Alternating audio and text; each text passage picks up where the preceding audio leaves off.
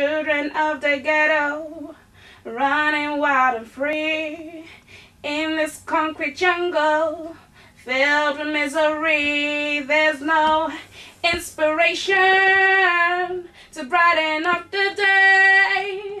None at all, none at all. I've recorded is based on like the inspiration where it's been taken from the Children of the Ghetto by The Real Thing, and it's also like looking at all the hardship that's happening in the world, especially like with Palestine, Libya at the moment, Haiti, other parts in Africa, and so on and stuff. So it's just looking at that. That's what I really got inspired by. It spoke a lot of like, a lot about the hardship that's happening in the world at the moment, and especially with the riot that happened a few weeks back. It has been really interesting to know all the different artists, like whereas here we know that the Beatles, it's Liverpool supposed to be like a Beatles kind of thing, but I never actually knew like there was other people before the Beatles, and the Beatles got inspired by these other people. And it's really nice to know that Liverpool did have a move once in the days before the Beatles came along. So it's really nice to like just listen to other artists from Liverpool and learning more about them.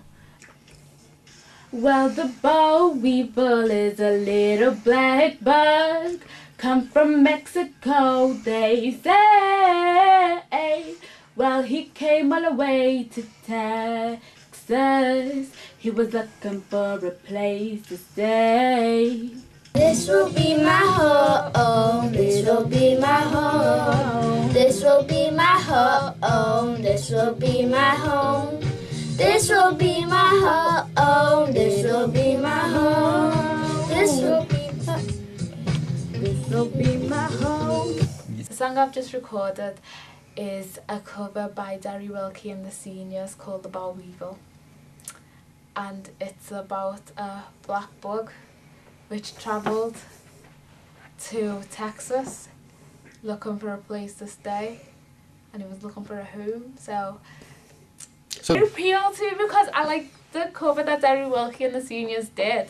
So I was like, oh, I want to do something like that. And then I started singing it, and I was like, oh, my voice sounds okay with it. So I was like, oh, and then I found a good beat by Fat Larry's band, and his beat was the instrumental of Act Like You Know, and I figured, seeing as it's like in the 80s and mixing it with the 50s, maybe the 30s, because it's been covered by many, then I figured it'd be a good collaboration, bringing it to 2011, and I was like, yeah, that sounds good. I've enjoyed being in labels. Like, it's like a challenge to do like something from the heritage of Liverpool, and like bring it to your own style. Like, I ages ago I wouldn't think myself to be able to do it, but I did it. And I actually can listen to like older music now, and ages ago I couldn't do that, but yeah, I can do that now. And I've like researched through like other artists in Liverpool that I never knew before, and now I know them too, so I'm jamming to their music at home.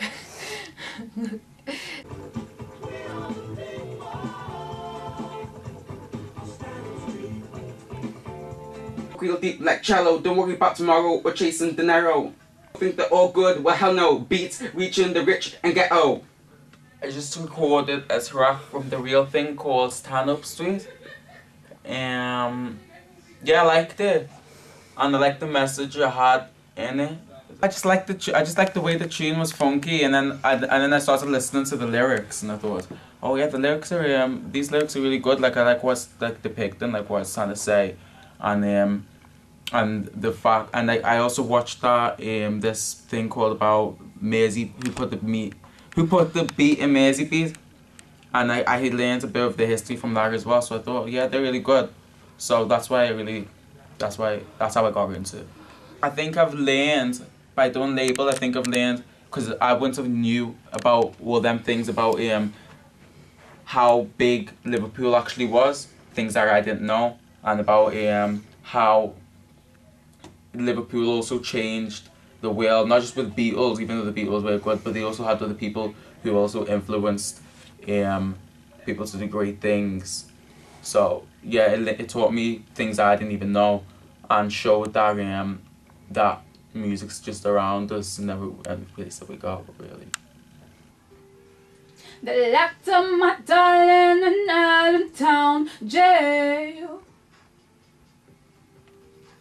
and no one has come forth to put up his bail.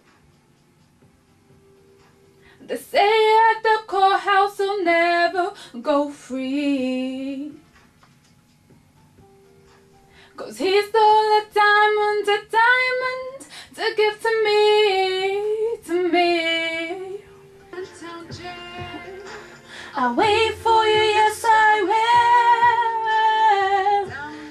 Allan Town Jail. Yeah, yes I will. Somewhere in Allan Town Jail. Somewhere away, yeah. Allan Town Jail. Hey. I've just recorded Allan Town Jail by Lita Roza from Liverpool in 1950s track. She done a cover from some other woman. She was a black woman from Liverpool. She recorded that dog in the window. She had like a really, I think she had one of the best voices of that time for such a young person. She was like, I don't know, #1, the first #1 person in Liverpool, so on both sides of it, and to America as well. Also because I liked her voice, and sort of that's like sort of the style of music I listen to. Like I listen to a lot of Janelle Monáe and things like that. I think if you listen to her stuff, she sort of takes a lot of old, like a lot of, not old, but like very, like Wizard of Oz sort of music, I don't know what you call that, music, and sort of has her own style and things like that. So I listened to her, I like the lyrics, well I like the voice she sang it, so I thought, you know, let's see if I can do a remix of it, because it was a challenge, because it was something different. So while being we done the meetings, and then we talked about the different Meg Maisie beats and things like that, which was interesting. And then you found out loads of people who you've already heard but never knew they were big, like the Laz and people like that, and you don't realise they're actually from Liverpool and things, and it's not just the Beatles that were famous. So in that aspect I was quite interested in learning about Liverpool as in the music scene, because people say Liverpool now hasn't really got much of a music scene in terms of, I suppose, black music. So that was interesting.